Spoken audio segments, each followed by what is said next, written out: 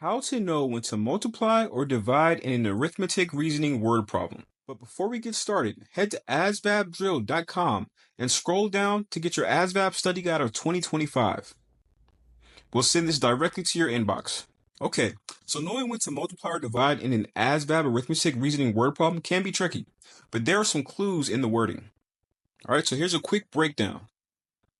General rule of thumb: multiply when you are finding a total from equal groups, for example, each, per, every.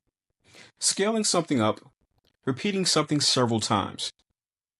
Divide when you are breaking a total into equal parts, figuring out the amount per unit, or solving for how many groups or units fit into a total. So here are some keywords that you should recognize that will trigger your memory when it's time to multiply or divide. All right, so the trigger word should be each. That can be multiply or divide, as in each book costs $12. Per, that can also be multiply or divide, 60 miles per hour. All together, you're going to want to multiply. 5 boxes all together. That's a clear example. Split equally, okay? So you're dividing something. You're splitting, dividing. So you're going to divide. Split 120 equally among 4 people. How many times? Another type of split, so that would be a divide. How many times does 8 go into 56? Clear division. Total cost, okay? So you're summing something up, adding something all up together. You're going to multiply. 4 tickets at $15 each. And then you have rate, another multiply or divide, at a rate of 3 gallons per minute, okay? So it can be tricky sometimes because sometimes it can be multiplication or division. So you have to read the context clues. So let's go over some more quick tips. So, quick tip to decide: number 1, ask what's missing. If you're missing a total, it's usually multiplication.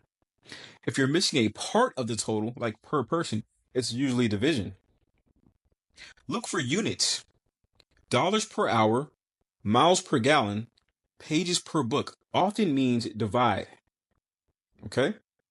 And then quick tip number 3, check your answer. Ask yourself, does this answer make real world sense?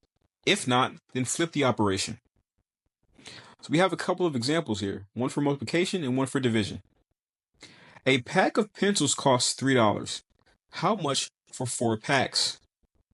So here it's telling you that you want the total and you're given the cost per pack. So that's an easy way to understand that you're going to have to multiply. 4 times 3 equals 12. So for division, you bought 12 cans for $24. What's the price per can? You see that split there, So we're breaking things into segments. You have the total already. We're trying to calculate the cost per unit. So we would divide 24 by 12 to get 2.